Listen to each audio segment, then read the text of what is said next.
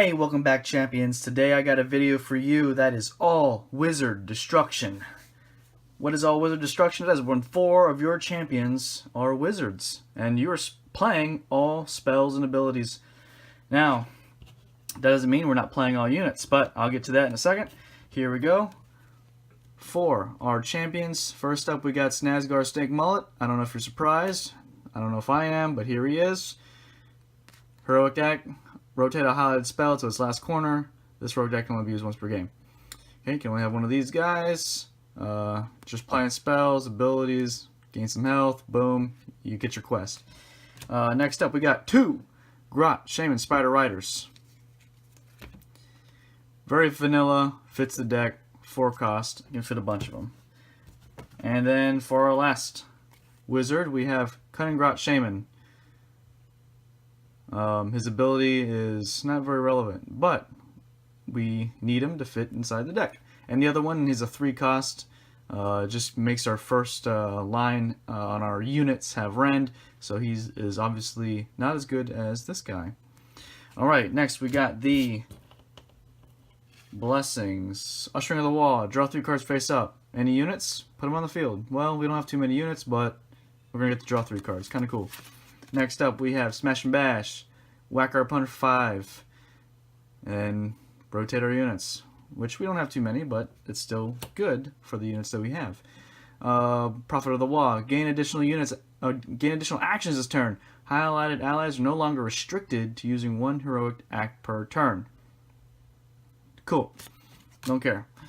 Next, Might of Gork. Deal 9 damage. Overtime. Next, we have our spells. Which there's a lot of them because this is an all wizard deck. Damage to your opponent, remove highlighted units. So 4 damage, kill a guy, not bad. I'll take it. Next up, 3 Foot of Gork. Remove a unit again and rotate the highlighted champion 1 step forwards without triggering their effects. Oh, rotate units next to the highlighted champion. So to the left and to the right of that guy you just killed. You're going to rotate them all 1 step forward. So even if you don't kill a guy, you're going to rotate them forward and they're not going to get their effects. So could be very good. Deadly Chop, ability, any, kill a guy, 1 damage to your opponent, nice staple.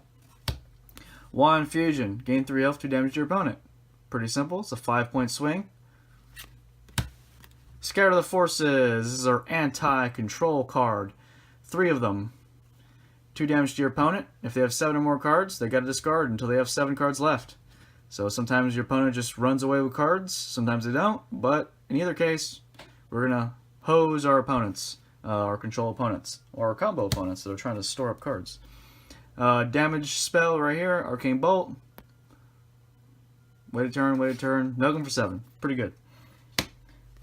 Mystic Shield. Outstanding generic spell, reduces 2 damage along all fronts, and then 1 damage along all fronts.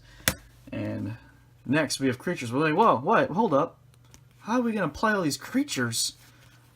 We have Rallying Cry, one of the best cards in the deck. Deploy 2 units from your hand onto any highlighted champions. They can be wizards. Awesome. Let's see. And how do we do that? Or what do we use that with? 3 Wall Channers, 3 Pouncing Wolf Riders. Cards that will allow us to draw more cards, gain more actions, which usually leads to drawing more cards, but that's that. So, again, we cannot play any of our units, so like with Ushering of the Wall, Normal Restricted Supply, we're not going to be able to play those units. However, we will draw those cards, we'll use Rallying Cry, and put them on top of here.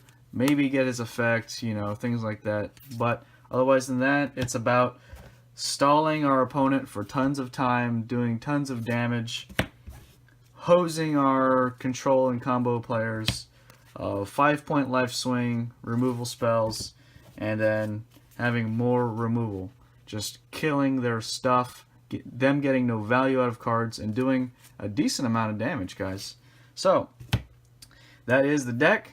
And with our guys rotating easily to get their quests, again, you just gotta sort of play some spells. Again, there's a lot of removal in this deck to get through these X's.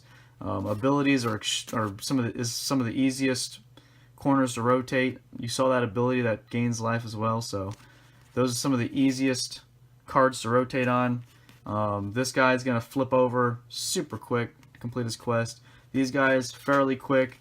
And this guy, once you just get past this, he's gonna go by fairly quick as well. And guys, I hope you have a great day. Thanks for watching.